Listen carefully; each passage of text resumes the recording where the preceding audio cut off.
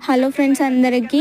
మొన్న నేను మా ఇంటి ముందు అక్క అయితే నర్సరీకి వెళ్ళినాము. అక్కని ఎప్పటి నుంచో అడుగుతున్నా నేను, అక్క పోదాం అక్క, సీడ్స్ కొందాము, ప్లాంట్స్ కొందాము అంటే సరే అక్కకు కూడా ఏవో తీసుకునేవి ఉన్నాయంట అంటే సరే పోదాం అన్నది. ఆడికి పోయినాక చూస్తే మా ఇద్దరికి కావాల్సిన సీడ్స్ అయితే లేవు.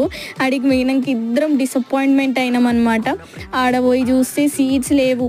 మేమేమో అంత దూరం వెళ్ళినాం.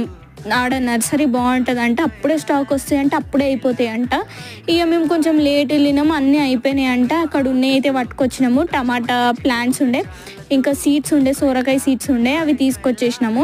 ఇక 10 రూపీస్కి 5 మొక్కలు అంట. అయితే 10 రూపీస్వి తీసుకున్నాము. ఎందుకులే అన్నిగానం అనేసి తీసుకొచ్చి ఈడైతే మా చిన్న గార్డెన్లో అయితే పెట్టేసిన తర్వాత ఆ రోజు ఫుల్ వర్షము. ఆ వర్షంలో మొత్తం తడిచిపోయినాక ఇక ఇంట్లోకైతే వెళ్ళిపోయినా. బాయ్.